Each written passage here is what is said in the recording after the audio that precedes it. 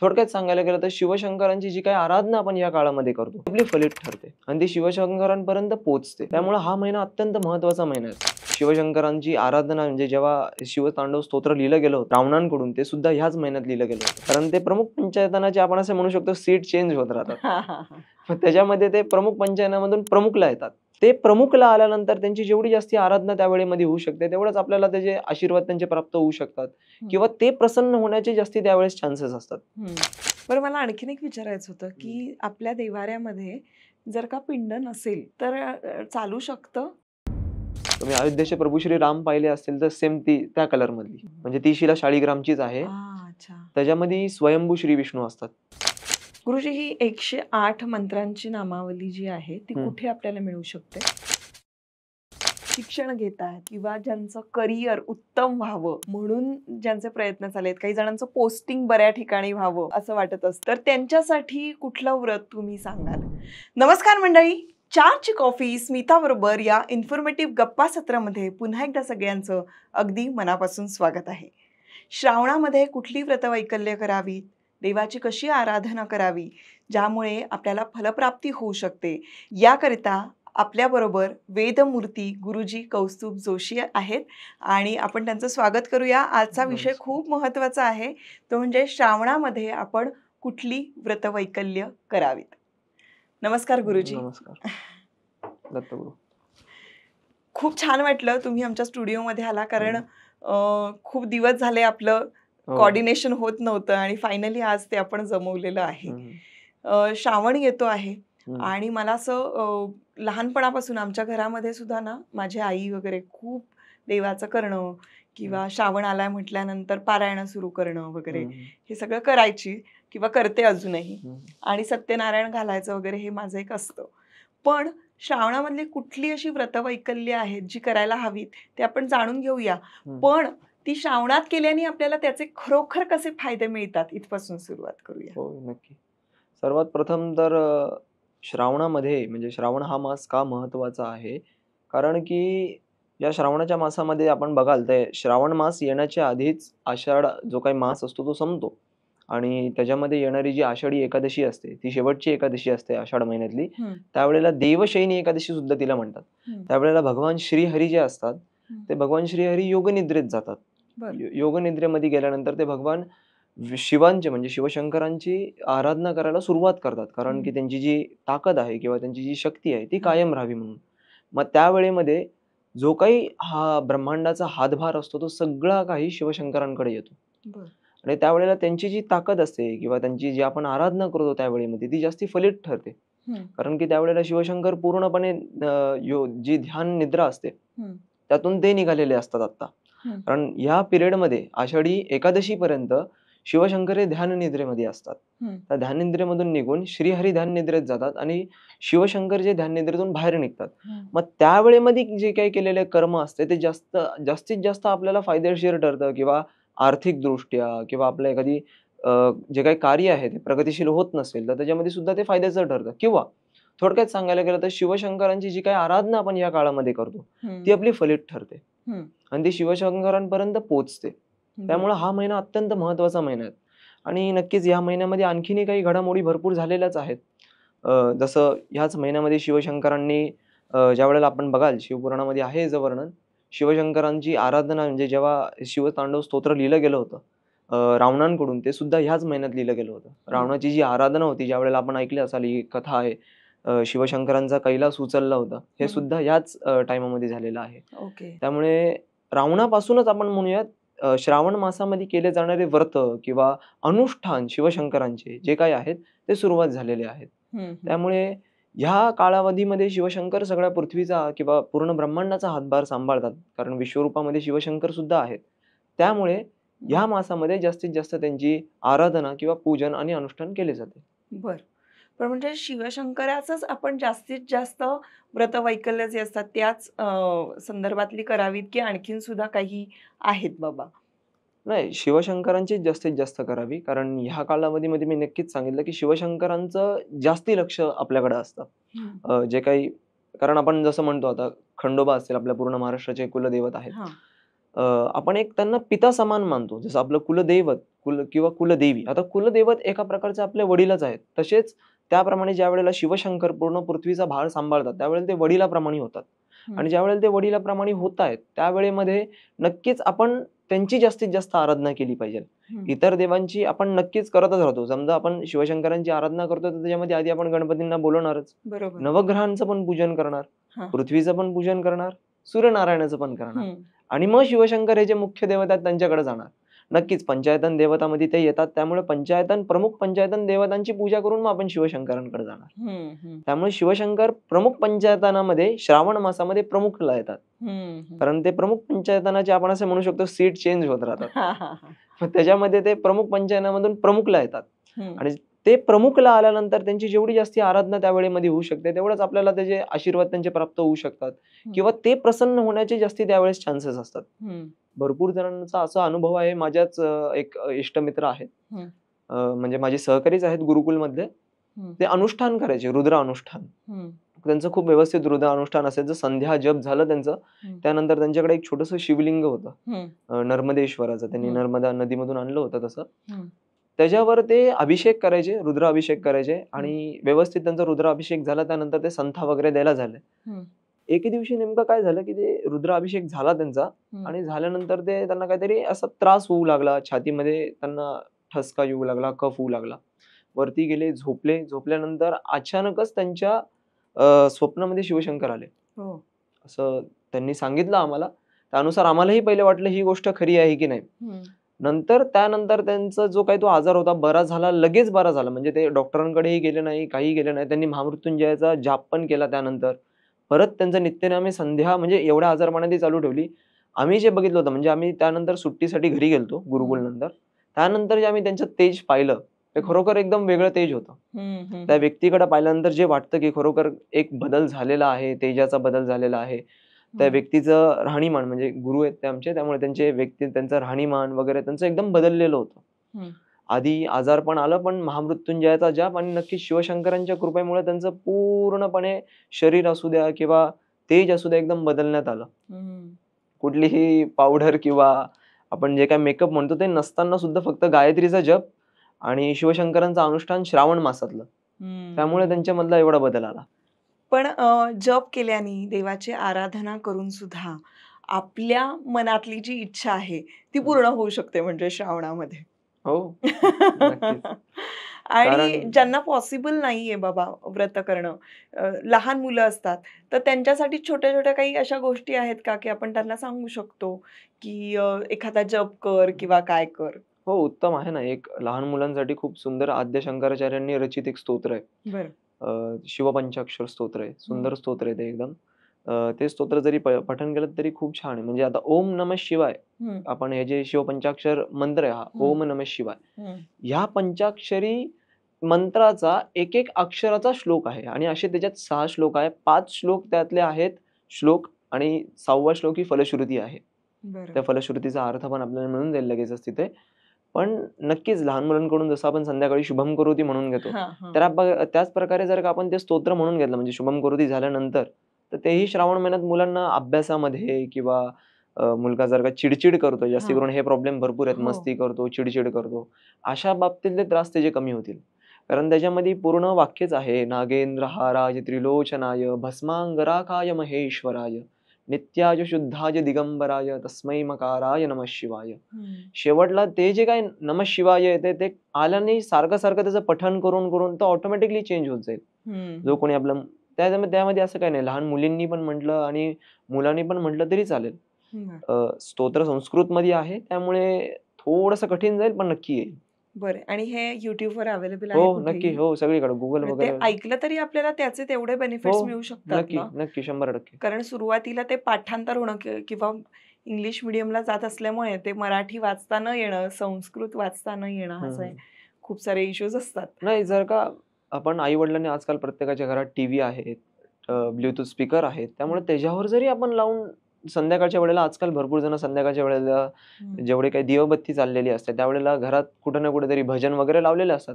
त्याऐवजी जर का स्तोत्र लावला, आता मी खरं ह्याच्यामध्ये जे आणखीन एक आपण सांगायला गेलो तर माझं स्वतःचं लहानपण घेतो हं. किंवा मी माझं स्वतःचंच घेतो. मी लहान असताना एक वडील माझे एक स्तोत्र लावायचे घरात. हा. दत्तात्रयांचं होतं. ते बरं. मला फक्त ऐकूनच पाठ झालं होतं.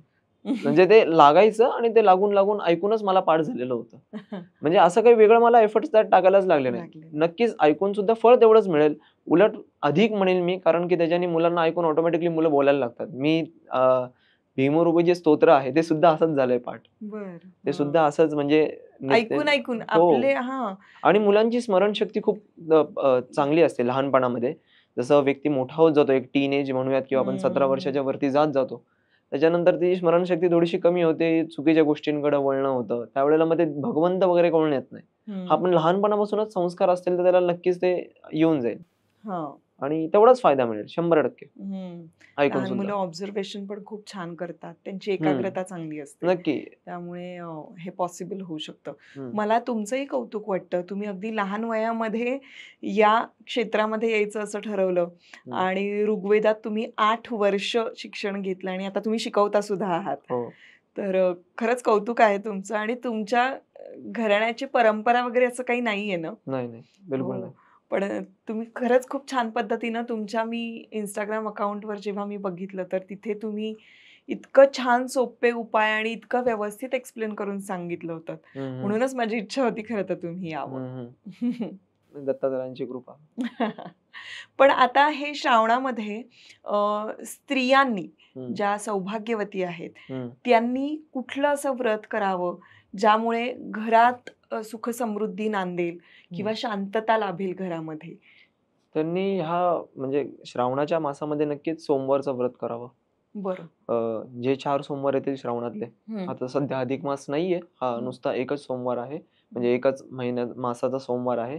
त्या एका मासातल्या सोमवारामध्ये जो सोमवार येतात, जे 4 सोमवार येतील, त्या चारीच्या चारी सोमवारी दिवसभर उपोषण करून म्हणजे उपवास पकडून जसं आपण 16 सोमवारामध्ये करतो, तशाच प्रकारे दिवसभर उपोषण करून संध्याकाळी मंदिरात जाऊन व्यवस्थित शिवशंकरांची आराधना करणे आणि मनोभावे जी पूजा होऊ शकेल आपली पंचोपचारित पूजामध्ये आपण धूप, दीप, गंध जे काय आपण नैवेद्य म्हणतो त्या प्रकारची पंचोपचारित पूजा करून जशी आपण घरात देवांची करतो आणि त्यानंतर जी काही प्रार्थना असेल ती प्रार्थना करावी आणि एखादं कुठलं तरी शिवशंकरांचं स्तोत्र जे आपल्याला जमत असेल, मराठीमधली शिवस्तुती असेल किंवा शिवमहिम्न स्तोत्र असेल ते संस्कृत मध्ये आहे किंवा शिवपंचाक्षर स्तोत्र आपण जसं म्हटलं किंवा जे कुठलं स्तोत्र आपल्याला जमत असेल ते स्तोत्र किंवा एखादा मंत्र जो आपल्याला जमत असेल, मग तो ओम नमः शिवाय जरी असला तरी मग त्यावेळेला त्यांनी तो अभिषेक झाल्यानंतर पंचोपचारित पूजा झाल्यानंतर एक दुधाचा अभिषेक करावा.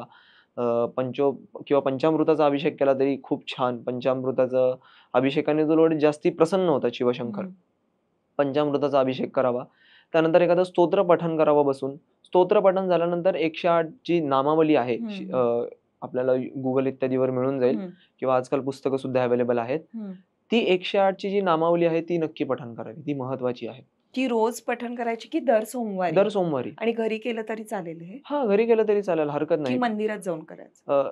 जर का तुमच्या घरात शिवलिंग असेल, नर्मदेश्वर, कारण नर्मदेश्वर हे एकमेव शिवलिंग स्वयंभू आहे. त्याच्यात तुम्हाला कुठली प्राणप्रतिष्ठा करायची आवश्यकता नाही. जर का पितळी असेल ते नको.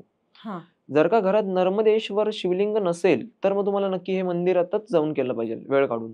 बरं. आणि जर का असेल तर घरात केलं तरी काही हरकत नाही. गुरुजी आम्हाला ना सोप्या शब्दात सांगतात, नर्मदेश्वर म्हणजे एक्झॅक्टली कशी पिंड? नर्मदेश्वर एक शिवलिंग असं असतं की आपण नर्मदा नदी माहिती असेल आपल्याला, मध्य प्रदेशमध्ये आहे. तिथे नर्मदा नदीची परिक्रमा करतात, तुम्ही हे ऐकलं असेल. त्यामुळे नर्मदा नदीमधून निघणारे जे दगड असतात, आपण त्यांना दगड म्हणणं क्षमस्व आहे, योग्य ठरणार नाही. जे शिला निघतात ते प्रत्येक शिला नर्मदेश्वर आहे. ओके. आणि तिकडची शिला जी निघते ना ती अशीच बरोबर लिंगाच्या आकारामध्ये असते. बरं. कारण की जसं तुम्ही शिवलिंगाचं सुरुवातच तिथून होती की पार्वती मातेने शिवशंकरांना श्राप दिला की प्रत्येक देवांना श्राप दिला की तुम्ही दगड बनाल. त्यामुळे प्रत्येक मूर्ती ही दगडाची असते, पितळाची नसते, लाकडाची नसते. असू शकते, आपण त्याला घासू शकतो आणि ती टिकू शकते, पण दगडाचीच का? तर त्यामुळे ज्या वेळेला तिथं श्राप दिला पार्वती मातेने सगळ्या देवांना, त्याच्यामध्ये शिवशंकर पण होते, चिडून श्राप दिलता. शिवशंकरही होते आणि त्याच्यामध्ये त्यांचा तो लिंगाचा आकाराचं ते दगड बनून पडले. आणि मग नर्मदा नदीमध्ये निघणारा जो कुठला दगड असतो तो परफेक्ट लिंगाच्याच आकाराचा असतो. बरं. आणि काही दगड जेवढे मोठे असतात म्हणजे ते घडवलेले नाही, घडवलेले नाही, तसेच्या तसे. उलट त्याच्यावर ओंकाराची आकृती असते. बरं. तुम्ही जर का तो शिला जर का ती तुम्ही हातात घेतली तर त्याच्यावर ओंकाराची आकृती असते. हम्म. त्यामुळे ते जे काही नर्मदा नदीतून निघणाऱ्या जेवढ्या शिला असतात हा. त्या सगळेच नर्मदेश्वरून म्हणून मानले जातात. उलट साक्षात दत्तात्रय भगवान रोज नर्मदा नदीवर संध्यासाठी जातात बर. नित्य.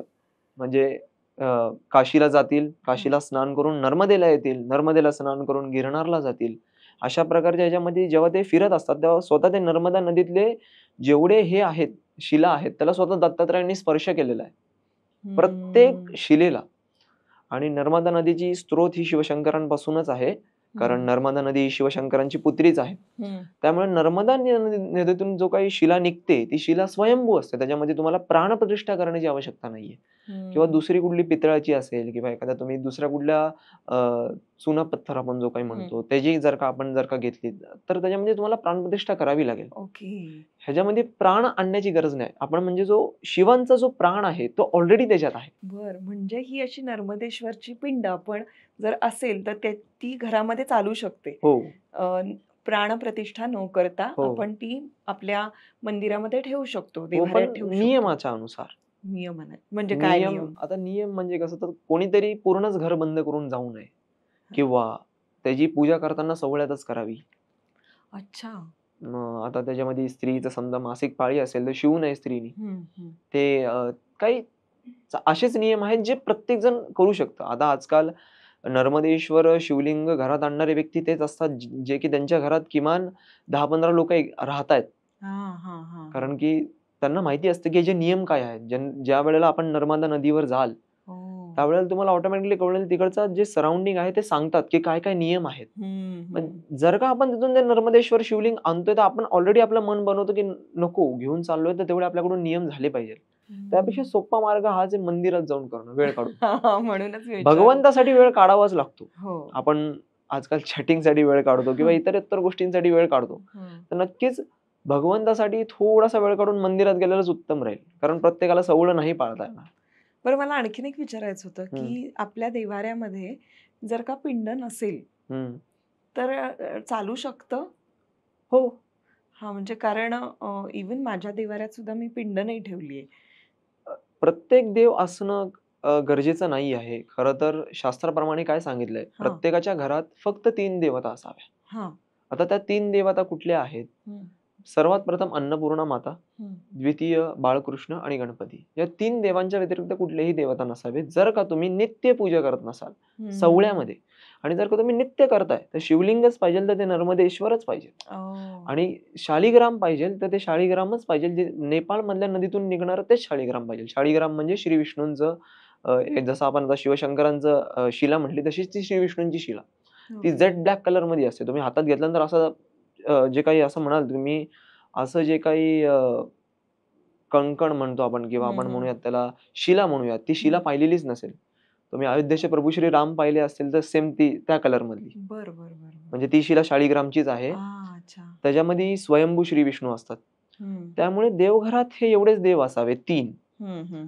खरं तर शास्त्राप्रमाणे. पण नंतर काय झालं की प्रत्येक जण मी इथं फिरायला गेलो म्हणून इथून देव आणले, तिथं फिरायला गेलो म्हणून तिथून देव आणले. पण मग त्यांची आराधना होणं महत्वाचं आहे. बरोबर. जर का शिवलिंग ठेवायला हरकत नाही पण घरात तसे व्यक्ती असतील कारण आजकाल प्रत्येकांना टाइम मॅनेज होत नाही पूजा वगैरे करण्यामध्ये. जर का मॅनेज होत असेल, सगळं होत असेल तर शिवलिंग असणं चांगलंच आहे. त्याला काय वाईट नाही. पण पूजा झाली पाहिजे किंवा उपासना व्यवस्थित झाली पाहिजे. जसं आपण म्हणूयात आपल्या घरात लहान बाळ तर आहे पण मग त्याकडे आपण दुर्लक्ष करतोय. त्याला खायला देत नाही, आपण त्याला प्यायला देत नाही. खरं तर शास्त्राप्रमाणे आपल्याला असं सांगितलं जोपर्यंत आपण भोग लावत नाही, नैवेद्य दाखवत नाही तोपर्यंत आपण खाऊ नये. अच्छा. आणि ते जे अन्न आपण खातो ते पापाच्या समान आहे. त्यामुळे एकादशीला अन्न खात नाही, पाप अन्नामध्ये असतं. त्यामुळे मग जर का तुमच्याकडे शिवलिंग आहे तर तुम्हाला आधी भोग दाखवावा लागेल. तुम्हाला रोज भस्म आरती त्यांची करायला लागेल. त्यानंतर तुम्ही श्रीनारायण असतील तरी त्यांचं जे काही त्यांचं नियम असतील ते करायला लागतील. ठेवणं नसलेलं चांगलंच मी तर म्हणेन. कारण की एवढं तर मी सांगू शकतो नाही नियम पाळले जात लोकांकडून. हा, जर का नियम पाळले जात आहेत, तुमची रावणासारखी सेवा आहे की काही झालं तरी मी रामांच्या समोर झुकणार नाही. माझे एकच देव ते शिवशंकर. मग त्यांच्यासाठी मी काहीही करीन. मग नक्कीच 100% आपण म्हणू शकतो की मग त्यावेळेला तुम्ही आणावं, नर्मदेश्वरच आणावं व्यवस्थित, पितळाचं वगैरे आणण्यापेक्षा आणि त्याची व्यवस्थित पूजा करावी. किंवा स्फटिकाचं पण शिवलिंग असतं, ते पण स्वयंभू असतं. स्फटिकाचं शिवलिंग जरी आणलं तरी चालेल मग त्यावेळेला. किंवा तुम्ही जर का म्हणताय की शिवलिंग ठेवायचंच आहे आणि माझ्याकडून आराधना होत नाही, तर मग स्फटिकाचं पण चालेल. सर्वोत्तम उपाय म्हणजे स्फटिकाचं पण चालेल, की तुमच्याकडून आराधना होते की नाही. खरं तर शिवशंकरांचं असं आहे, की तुम्ही त्यांच्या मंदिरात जेव्हा जाताय, त्यावेळेला तुम्ही बिना अंघोळीचे गेले तरी चालतं. अच्छा. ही गोष्ट पटकन कळून येणार, कारण शिवशंकरांचं आता तुम्ही बघाल, जे अघोरी साधू आहेत ते अंघोळ कुठे करतात? 12 वर्षातून एकदा करतात ते. ओ. 12 वर्षातून एकदा अंघोळ करतात, तरी सुद्धा शिवशंकर त्यांना प्रसन्न असतात. ते दिगंबर आहेत. दिगंबर या शब्दाचा अर्थ म्हणजे दत्तात्रयांना जे दिगंबर म्हणतो, दिगंबर या शब्दाचा अर्थ असतो नागा साधू, पूर्ण उघडे. त्यामुळेच शिवशंकरही दिगंबर आहेत.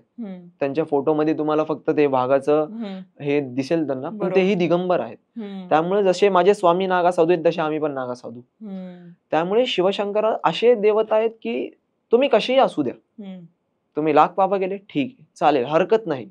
पण तरी सुद्धा तुम्ही बिना अंघोळीचे आलेत, शिवशंकरांवर जल अर्पित करून गेले तरी चालेल. फक्त एक कलशातल्या जलानेच ते प्रसन्न होऊन जातात. एक कलशातल्या जलानेच फक्त. बाकीचंही काही करायला त्यांना असं लागत नाही, की वेगळं काहीतरी करावं. हां, आपण जेव्हा आराध्य मानतो समजा, किंवा आपलं मूल मानतो आपण एखाद्यांना, किंवा आपण आराध्य मानतो त्यांना. आराध्य मानल्यानंतर नक्कीच आपण असं म्हणून नाही चालणार, की बाबा आता हे माझं मूल आहे, तर मी त्याला फक्त अंघोळ घालून सोडून दिलं. खायला प्यायला पण तर द्यायला लागेल. मग त्यावेळेला थोडीशी सेवा आणखीन वाढवून नैवेद्य दाखवावा. जनरली मी तर म्हणेल शिवशंकरांच्या नैवेद्यामध्ये मीठ नसावं, कारण ही चुकी भरपूरदा होते. आपला विषय आहे म्हणून मीठ नसावं. बिलकुलही म्हणजे मीठ भातामध्ये किंवा अन्नामध्येच पूर्ण. बरोबर. जो नैवेद्य दाखवतो त्यामध्ये मीठ घालूच नका. बिना मिठाचाच. हा, तुम्ही खाताय, जो व्रत करणार आहे खरं तर त्यांनीही खाऊ नये. पण हा, त्याच्या व्यतिरिक्त कुठले लहान मुलं असतील किंवा व्यतिरिक्त जे व्रत करत नाहीयेत, जे सेवा करत नाहीयेत, त्यांनी खाल्लं तर हरकत नाही. पण जे सेवा करतायत सध्या आणि नैवेद्य दाखवतायत, त्यांनी किमान तरी ते खाऊ नये मीठ. बिलकुलही मीठ शिवशंकरांच्या ह्याच्यामध्ये टाकू नये. अच्छा, म्हणजे न मीठ खाता तो उपवास सोडायचा. त्यातही तो सवळ्यातच बनवायचा. आता मी जसं सवळ्याचं म्हटलं, ह्याच्या आधी मी म्हटलं शिवशंकरांना रावण सवळ्यातच पूजा करायचे. पण मी म्हटलं बिना अंघोळीची पण चालते. तर ह्यामध्ये तुम्ही एक बघाल, की शिवशंकरांना सगळं चालतं. म्हणजे तुम्ही कितीही वाईट असले ना, असू द्या, पण शरणांगती सर्वोपरी. व्यक्ती शरणांगत जातोय की नाही, कारण माझ्याकडे उदाहरण मी दिलं आपल्याला, की नागा साधू 12 वर्ष स्नानच नाही करत, त्यामुळेच त्यांच्या जटा निर्माण होतात. बिलकुलही स्नान करत नाहीत ते. ते फक्त 12 वर्षातून एकदा जो कुंभ येतो, जो कुठला असेल मग तो, उज्जैनला असेल, नाशिकला असेल, प्रयागराजला असेल, किंवा तिथं वरती हरिद्वारला असेल, कुठेही असू द्या, ते तिथं जाऊन स्नान 12 वर्षातून एकदा करतील आणि तिथं स्नान करताना शिवशंकर स्वतः आलेले असतात. त्यामुळे त्यांचं असं आहे, शिवपुराणामध्ये वर्णन आहे याचं, की जेव्हा कुंभमेळ्याचं स्नान असतं त्यावेळेला शिवशंकर स्वतः त्या नदीमध्ये आलेले असतात स्नानासाठी. माझे सगळे सवंगडी आहेत किंवा माझे सगळे जे दूत आहेत, त्यामुळे मी पण त्यांच्यासोबत स्नान करणार. म्हणून त्याला एवढं महत्व आहे. म्हणून त्याला महत्व आहे. त्यामुळे एका प्रकारे जेव्हा आपण सांसारिक जीवनामध्ये त्यावेळेला आपण नियम पाळले पाहिजे, कारण नागा साधू ऑलरेडी ते सांसारिक जीवनातून बाहेर निघालेले. त्यांना असं नाहीये की मी आसक्तीमध्ये अडकलेलो आहे, मोहमध्ये अडकलेलो आहे. पण आपण मोह आणि आसक्तीमध्ये अडकलेलो, त्यामुळेच आपण वस्त्र धारण करतो. त्यामुळे म्हणजे आपण वस्त्र धारणच करतोय, तर मग व्यवस्थितच जावं, मग सवळ्यामध्येच करावं. मग असं नाही की मग आता गुरुजी की आधी तर असं झालं, पण मग ते नागा साधू आहेत, ते त्यांना चालतं कारण ते तसे राहतात. त्यांनी आसक्ती नावाची गोष्ट सोडली. म्हणजे आपण मनुष्य म्हणतो त्यावेळेला त्यांनी सवळ्यातच नैवेद्य बनवावा, स्त्रियांनी सुद्धा सवळ्यातच बनवावा, आणि पुरुषांनी सुद्धा जर का आराधना करत असेल तर सवळ्यामध्येच करावी, ती उत्तम. छान. बरोबर. म्हणजे आता सुवासिनींनी, स्त्रियांनी आपल्या घराच्या सुखशांतीसाठी आणि काय म्हणूया समृद्धीसाठी हे असं सोमवारचं व्रत करायचं, उपवास करायचा दिवसभर. स्त्रियांनी निर्जल उपवास करावा? नाही, निर्जल उपवास तर शक्यतो तरी, कारण केलात तर छानच आहे, पण शक्यतो तरी नसावा. कारण की मी आता बघतोय काही स्त्रिया तशा निर्जल उपवास नाही करू शकत. जनरली जी स्त्री करते ती ऑलरेडी एका अडचणीसाठीच करते. त्यामुळे स्त्रियांकडं घरातलं बघून निर्जल उपवास करणं खूप कठीण आहे. हा, वेळ असेल आणि केलाय आराधना खूप चांगली, पण माझ्या म्हणण्यानुसार तरी नसावंच, निर्जल उपवास नसावा. उपवास जरी पकडताय आपण, पण फक्त दुपारचं वगैरे झोपणं नसावं जास्ती वेळ, सकाळी लवकर उठावं, ब्रह्ममुहूर्तावर किमान 4 वाजेपर्यंत तरी आपण उठावं. 5ही नाही, 4 वाजेपर्यंत उठून प्रातःकालीच लगेच शिवशंकरांच्या मंदिरात जाऊन एकदा पूजा करून हवी आणि नंतर मग परत संध्याकाळी जावं. 2 टाइम होत असेल तर चांगलं आहे. पण जर का 2 टाइम होत नसेल तर मग संध्याकाळी गेलं तरी काही हरकत नाही, दिवसातून एकदा. पण लवकर उठावं, दुपारी झोपू नये. जर का आपल्याला काही आजार असेल किंवा त्रास असेल कुठला, तर मग जो आपण एकादशीला जसं फलाहार करतो, त्याच प्रकारचा थोडासा फलाहार घ्यावा. जास्ती फराळ न करावा. म्हणजे आता उपवास आहे, पण मी सारखं-सारखं खात राहू हे चिप्स वगैरे असं नसावं. एकदा खाल्लंय तर मग ते एकदाच. मी त्याच्यामध्ये म्हणेल चहाही पिऊ नये बर. किंवा आपण दूधही पितो. काही जण दूध पितात, दूधही पिऊ नये. हम्म. फक्त एकदाच फलाहार आपण केलाय दिवसभरातून तेवढाच खूप झाला. त्यानंतर मग संध्याकाळी व्रत झाल्यानंतर जेव्हा तुम्ही नैवेद्य वगैरे दाखवाल, नैवेद्य वगैरे झाल्यानंतर संकल्प सोडून म्हणजे संकल्प तर आपण हातात पाणी घेऊन आचमन करून 3 वेळा पाणी पिऊन आचमन करून त्यानंतर संकल्प घ्यावा, की आजचं माझं व्रत संपन्न झालेलं आहे. आता मी अन्न प्राशन करून मग एखादा गोड पदार्थ खावा आणि ते उपवास सोडावा. अशा प्रकारे. बर. मग ते सोमवारचं व्रत पूर्ण होऊन जाईल तुमचं. अच्छा, असे 4 सोमवार आपल्याला. हो, 4 सोमवार आपल्याला नित्य नियमाने व्यवस्थित करायचे. आणि तुम्ही म्हणालात ते तो जप आपल्याला करायचा आहे. हो. जो तुम्ही म्हणताय की मंदिरामध्ये जाऊन केलं तर त्याचं जास्त ही बेनिफिट्स पूर्णच व्रत मी म्हणेल, व्रतच पूर्ण आपण व्यवस्थित मंदिरात जाऊन करावं. कारण हे एक स्टेप बाय स्टेप आहे. पहिल्यांदा आपण शिवशंकरांची जाऊन पूजा कराल. पूजा झाली. पूजामध्ये काय तर धूप, दीप, नैवेद्य हे सगळं झालं. त्यानंतर तुम्ही बिल्वपत्र अर्पित कराल. बिल्वपत्र तुमच्या यथाशक्ती जेवढे 12 असतील, 108 असतील जेवढे करू शकाल. खरं तर नामावलीमध्ये 108 आहेत. मग जर का 108 करता येत असतील तर 108. मग ते बिल्वपत्र अर्पित करताना ती नामावली बोलावी. आणि जर का मग मंदिरामध्ये असा काही ठिकाणी प्रॉब्लेम असतो, की नामावली बोलता नाही बिल्वपत्र अर्पित करता येणार. तर मग बिल्वपत्र पूर्ण अर्पित करावे. साइडला बसून एका कोपऱ्यात बसून एका ठिकाणी आसन लावून व्यवस्थित मग तिथं ते 108 ची नामावली म्हणावी. नसेल जमत वाचता येण्यामध्ये प्रॉब्लेम असेल, ओम नमः शिवाय मंत्राचा जाप केला तरी खूप छान. गुरुजी, ही 108 मंत्रांची नामावली जी आहे ती कुठे आपल्याला मिळू शकते? आपल्याला ती पुण्यामध्ये मिळेल किंवा म्हणजे कुठलं मुंबईमध्ये. पुस्तक आहे जे आपण तुम्ही शिवनामावली बोललात तरी मिळून जाईल. बरं. शिवनामावली कुठल्याही आपल्या पूजा भंडारचं जे काही दुकान असतं किंवा पूजा सामग्रीचं जे काही दुकान असतं, तिथं तुम्ही शिवनामावली बोललीत तरी तुम्हाला ती कुठेही अवेलेबल होऊन जाईल. बरं. कुठल्याही आपल्या जवळपासच्या पूजाच्या दुकानामध्ये. आणि हे व्रत करत असताना आता 4 सोमवार आपण म्हणतोय, पण मासिक पाळीमध्ये आली तर मग हे पूर्ण होऊ शकत नाही. मग त्यावेळेला काय करायचं? त्यावेळेला सर्वात सोपा उपाय आहे, की तो सोमवार स्किप करावा.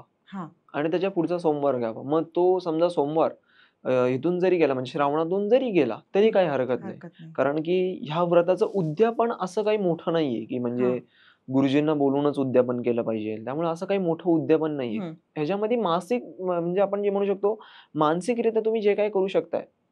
आपल्या बोलीभाषेत घेतलेला संकल्प. मग मी तो मराठीत घेईल, हिंदीत घेईल. तसा घेतलेला संकल्प मग त्या संकल्पामध्ये सांगावं, की शिवशंकरांना की शारीरिकरित्या त्रास आल्यामुळे मला नाही करता आलं. त्यामुळे मी हा सोमवार जो काय तो पुढचा सोमवार हा सोमवार न घेता पुढचा सोमवार घेऊन आम्ही पुढचा सोमवार करू. ज्या सोमवारी समजा मासिक पाळी असेल तर त्याच्या पुढं किंवा ह्याच्या व्यतिरिक्त आणखीन एक आपण म्हणू शकतो, जर का तुम्हाला असा त्रास झाला, की समजा घरातलं कोणतरी वारलं किंवा तो सुतकाचा प्रॉब्लेम आला किंवा जावळचा काही प्रॉब्लेम येतो, तर मग नक्कीच ते पुढच्या वर्षीच व्रत चालू करावं परत. असं समजावं, की व्रत खंडित झालं, आपली सेवा योग्य नाही ठरली, आपली सेवा मध्ये कुठे ना कुठेतरी त्रुटी होती, त्यामुळे ही बाधा आली. कारण की आपण म्हणतो, आपण ज्या रस्त्यावर चालत असतो, तो रस्ता नक्कीच देवानेच निवडून दिलेला असतो.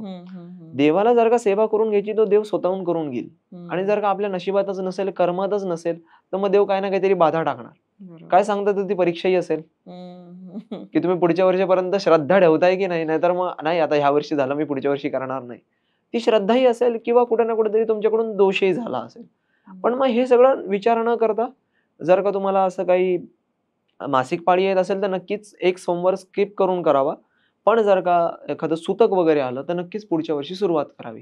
आत्ताचं खंडित झालं अशी क्षमा मागावी आणि पुढच्या वर्षाची सुरुवात करावी. ही मनोभावी केलेली पूजा आहे. खरं सांगायला गेलं तर. बरं. कारण की आपण जसं गृहिणींच्या दृष्टिकोनाने बघतोय, त्यांना जे सोपं पडू शकेल. कारण की ऑलरेडी मी बघतो गृहिणी खूप काम करतायत.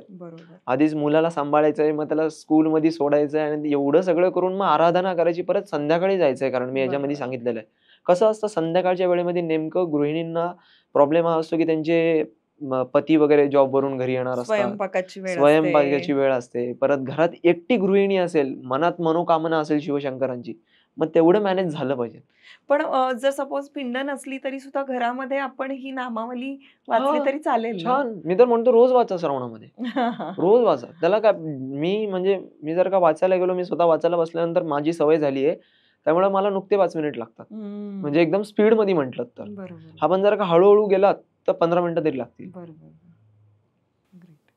आणि आता ज्या शिक्षण घेत आहेत किंवा ज्यांचं करिअर उत्तम व्हावं हं. म्हणून ज्यांचे प्रयत्न चालले आहेत, काही जणांचं पोस्टिंग बऱ्या ठिकाणी व्हावं असं वाटत असतं, स्त्री पुरुष जे कोणी असतील, तर त्यांच्यासाठी कुठलं व्रत तुम्ही सांगाल की त्यांनी कुठलं करावं? प्रदोष काळातलं व्रत.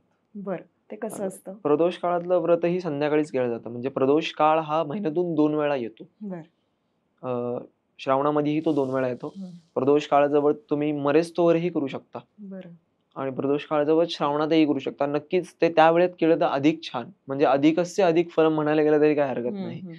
त्यामुळे त्यावेळेत केलेलं छान. प्रदोषाचा वध 2 वेळाच येईल महिन्यातून.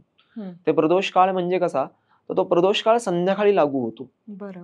तो प्रदोष काळ जेव्हा संध्याकाळी लागू झाला, म्हणजे किमान तो प्रदोष काळ सूर्यास्ताच्या नंतरच चालू होतो. बरं. एकदा सूर्य मावळला त्यानंतरच तो प्रदोष काळ चालू होतो. मग त्यावेळेमध्ये आपण शिवशंकरांची पंचोपचारित पूजा करावी. कारण जी आपण सोमवारची म्हणतो, सोमवारची पूजा प्रत्येकाला नाही करता आली. आता पोस्टिंग वगैरेचं म्हणतोय किंवा आपण जे अशा महिला म्हणतोय, जे अजून तरुण आहेत पण त्यांना इच्छा आहे, मग त्यांना हा सोपा मार्ग आहे. कारण की हे फक्त महिन्यातून 2दा येत आहे व्रत. हा नक्कीच सोमवारी जर का तुम्ही निदान दर्शन घेतलं तर छानच शिवशंकरांचं. पण जर का अनुष्ठान करायचंय, व्रत करायचं आहे, तर हे 2 दिवसाचं जे काही व्रत आहे महिन्यातून येणारं, हे 2 दिवसीय नित्याने करावं. पूर्ण दिवसच उपवास पकडावा.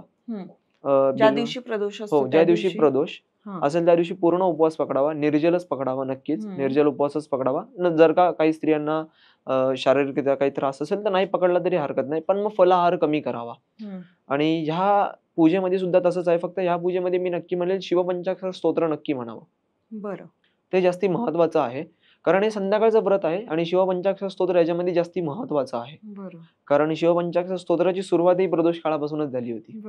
ते जेव्हा लिहिलं होतं ते त्याच कालावधीमध्ये लिहिलेलं आहे. त्यामुळे नक्कीच शिवपंचाक्षर स्तोत्र आपण पठण करावं त्या कालावधीमध्ये.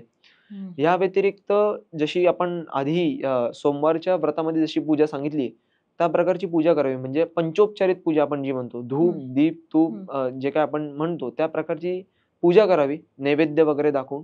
त्यानंतर पूर्ण वेळ आता ह्याच्यामध्ये आपला उपवास असेल तर देवाला नैवेद्य आपण बनवून दाखवू शकतो. असं नाहीये की आपला उपवास आहे म्हणजे देवाचा पण उपवास आहे. कारण असा गैरसमज आहे.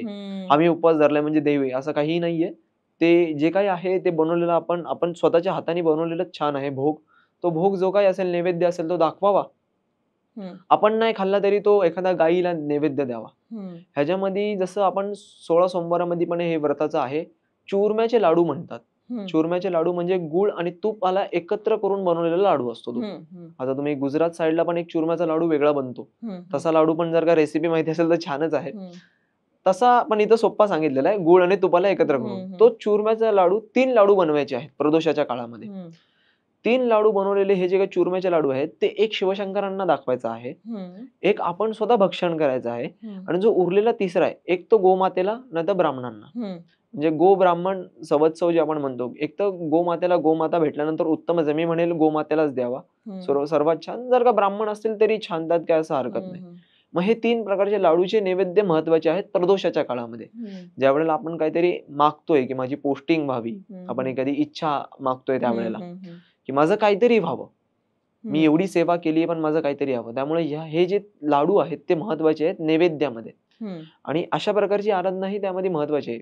सर्वात प्रथम पंचोपचारित पूजा, लाडूचा नैवेद्य आणि जो आपण घरातून बनवलेला जो कुठला नैवेद्य असेल, मग ती आपली चपाती वगैरे जे काय असेल, आपण घरात जे बनवलेलं असेल, काय असं वेगळं बनवायची गरज नाही.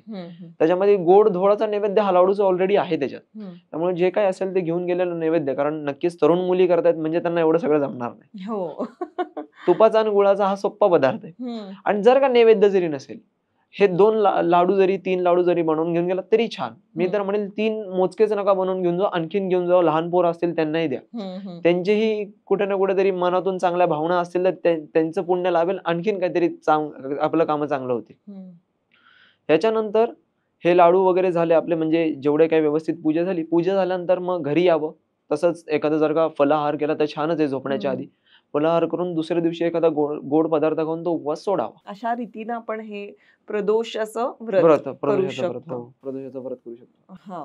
आणि हे तुमच्या करिअरसाठी किंवा शिक्षणासाठी उत्तम ठरू शकेल. खूप छान. तरुण मुलींसाठी किंवा तरुण मुलांसाठी सुद्धा, असं मुलीच नाही, हा. दोघंही करू शकतात. बरोबर बरोबर.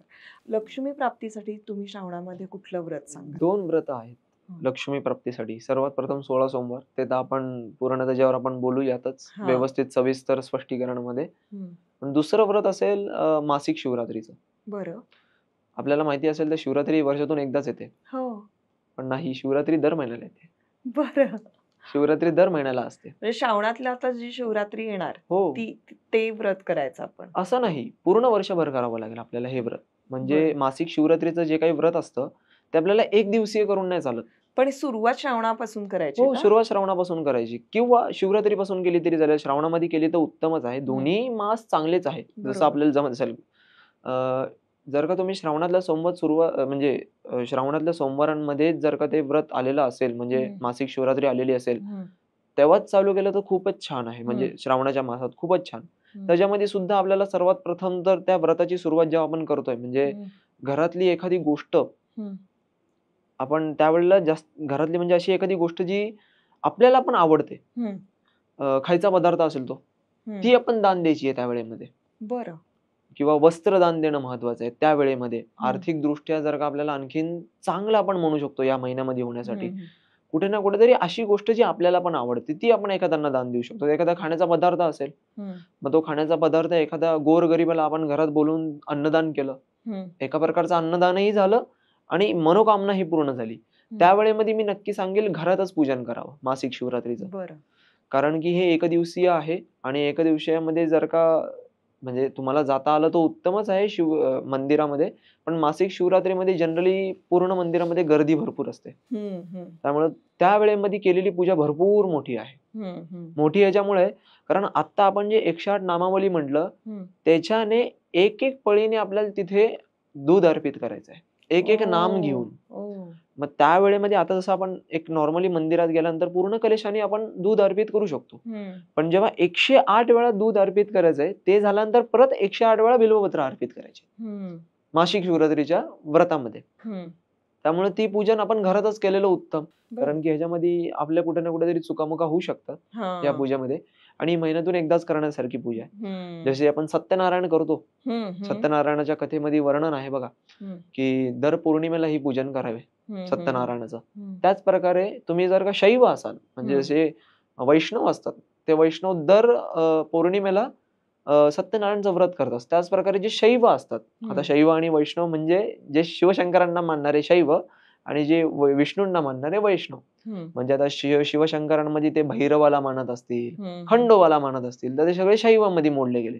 इथं रामांना, कृष्णांना, वामनांना, नरसिंहांना हे सगळे वैष्णव. म्हणजे ज्यावेळेला शैव असाल आपण, तर मग आपण नक्कीच शैव जास्ती करून श्रावणाच्या सोमवारमध्ये कडक व्रत पालन करतात. त्यामुळे ह्या दिवशी व्यवस्थित गुरुजींना बोलवून व्यवस्थित पूजन करून घ्यावं. आणि जसं आपण ह्याच्यामध्ये बोलतो, म्हणजे पौर्णिमेला जसं सत्यनारायण केलं जातं, त्याच प्रकारे शिवशंकरांची ही जी काही पूजा आहे, ही या वेळेमध्ये मासिक शिवरात्रीला केली जाते. एका प्रकारचा त्यावेळेला आपण रुद्राभिषेकच करायचा आहे. तुम्ही लघुरुद्र करू शकता, तुम्ही सहस्र रुद्र जर का तुमच्या आर्थिक दृष्ट्याप्रमाणे ताकद असेल, खूप छान सहस्र रुद्र करता येत असेल, तसे गुरुजी वगैरे बोलून, किंवा त्यावेळेला रुद्र याग करता येत असेल त्या दिवसामध्ये, मासिक शिवरात्रीमध्ये आर्थिक दृष्ट्या खूपच चणचण आहे, खूपच त्रास आहे, रुद्र याग नक्की केलेला छान आहे त्यावेळेमध्ये. रुद्र यागामध्ये किंवा तो रुद्र याग थोडासा मोठा होऊन जाईल, तुम्हाला एक दिवसही कमी पडेल त्याच्यामध्ये. 3 दिवसीय असेल तो खरा तर. आणि त्या अनुसार किंवा तेही नाही जमलं तर मग त्यापेक्षा सोपं म्हणायला गेलं तर मग किमान रुद्राभिषेक केलेला उत्तम. मग तुम्ही लघुरुद्र करा. लघुरुद्रमध्ये किमान 11 वेळा 11 ब्राह्मण येऊन पठण करतात. आणि आरोग्य संपन्न आयुष्य जर हवं असेल, कारण आजकाल हे अगदी छोटे मोठे विकार खूप वाढत चाललेत. आपल्या चॅनलवर खूप सारे डॉक्टर्स येतात आणि ते त्यांचे एक्सपर्टीज इथे देत असतात, सांगत असतात. पण आरोग्य उत्तम राहण्यासाठी कुठलं असं व्रत किंवा जप किंवा कुठली आराधना आहे का की जी आपण श्रावणात केल्यानंतर आपल्याला फलप्राप्ती होऊ शकते? हो, नक्की. व्रत म्हणण्यापेक्षा मी म्हणेल जप आहे. जप आहे. हा. जप कसा आहे, तर हं. महामृत्युंजय मंत्र माहिती असेल आपल्याला. हो. मंत्राच्या सुरुवातीलाच वाक्यामध्येच महामृत्युंजय. हं.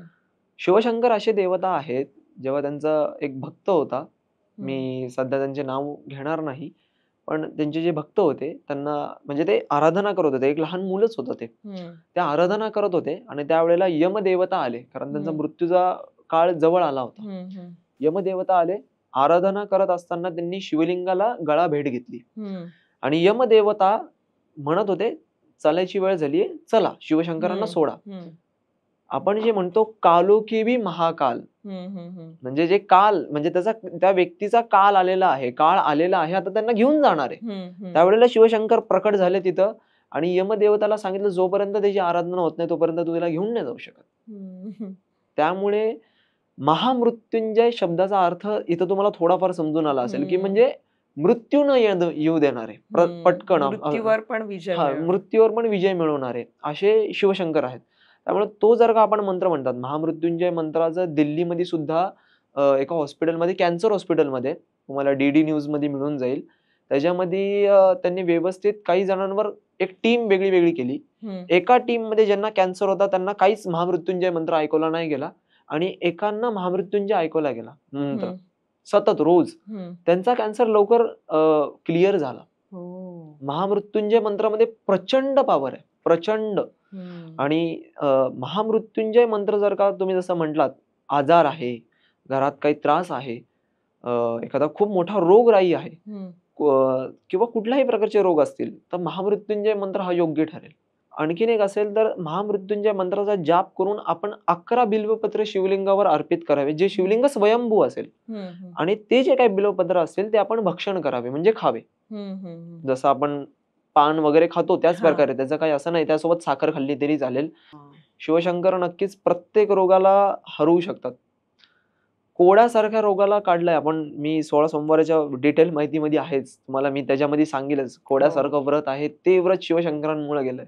हं. शिवशंकर मृत्युंजय आहेत, म्हणजे नक्कीच हं. कालोखी महाकाल आहेत. एखाद्याला मृत्यू येत असेल तरी सुद्धा ते हरण करून घेऊन जाऊ शकतात. हनुमानांचंच उदाहरण आहे. हं. हनुमान कोणाचे अवतार आहेत तर आपल्या सर्वांना माहिती आहे. 11वा रुद्र म्हणजे शिवशंकरांचा 11वा अवतार हनुमान होते. हं. हं. हं. ज्या वेळेला आपण बघितलं ह्याच्यामध्ये रामायणामध्ये लक्ष्मणाला बाण लागल्यानंतर ते बेशुद्ध झाले होते. राम प्रचंड रडायला लागले होते. हं. रामांचं मन कासावीस झालं होतं. हं. त्यावेळेला जेव्हा ऋषीमुनींनी सांगितलं हनुमंतांना संजीवनी आणा, सूर्यास्त होण्याच्या आधी, त्यावेळेला हनुमानांचं पहिलं वाक्य होतं, मी सूर्याला हातात धरून अंधार करून टाकेल. परत दुसरं वाक्य म्हटलं, मी पाताळात जाऊन शोधून काढेल. जिथं असेल तिथं, मी कुठेही असू द्या, पाताळात जाऊन शोधून काढेल, सूर्याला अंधार करून टाकेल. इंद्राचं वज्र किंवा इंद्राकडे जाऊन सुद्धा इंद्राला शांत बसून त्याच्या पदावरनं उठून त्याला शोधायला लावेल. सगळ्यांना शोधायला लावेल, पण मी संजीवनी आणून देईल. सूर्याला उगवू देणार नाही, त्याच्या आधी आणून देईल. म्हणजे ही करण्याची सामर्थ्य फक्त शिवशंकरांमध्ये. म्हणजे विरोधात पण जाऊ शकतात. मग तुमचा कितीही मोठा रोगराई असू द्या. मी शिवशंकरांवरचं फक्त जल जरी प्राशन करायला लागले रोज, त्यांच्यावर अर्पित केलेलं जल असेल आणि ते जरी आपण प्राशन करायला लागले पूर्ण श्रावणाच्या मासामध्ये, तरी सुद्धा तुमचा रोग नाशक होईल. तुमचे रोग कमी होऊन जातील. आपण वाक्यच भगवंत हेच तुम्हाला सांगतं की तुम्ही डिसिप्लिन मध्ये राहा आणि कॉन्फिडन्स ठेवा की मी तुमच्या पाठीमागे आहे, माझा भगवंत आहे, मग तुमचं सगळं शक्य आहे. आणि आयुर्वेद सांगतं तसं की तुम्हाला प्रत्येक गोष्टीचा समतोल राखता आला हो पाहिजे. एक गोष्ट करत राहिलो तर तीच गोष्ट करत राहतोय, हो तर तसं न करता, म्हणजे काही जण असे असतात, सांगायला आवडेल मला या निमित्ताने की देवधर्म करायच्या नादामध्ये तुम्ही माणूस धर्म विसरता ना, मग त्यावेळेला तसं करून नाही चालणार. होय, नक्कीच 100%. खूप छान माहिती सांगितली आज. सगळ्या स्त्रियांना, पुरुषांना या श्रावणामध्ये कुठलं व्रत करायचं, कुठली उपासना करायची हे आता लक्षात आलेलं आहे. त्यामुळेच या श्रावणात अगदी श्रद्धामय असं वातावरण होईल अशी आशा आहे. पण 16 सोमवारचं व्रत कसं करायचं या संदर्भातली संपूर्ण जी माहिती आहे ती आपण पुढच्या एपिसोडमध्ये सांगूया. म्हणजे प्रेक्षकांना जर कोणाला हे व्रत करायचं असेल तर त्याला जर सबस्क्रायबर्सला हे व्रत करायचं असेल तर त्यांना पूर्ण गायडन्स मिळेल. होय होय नक्की 100%. धन्यवाद.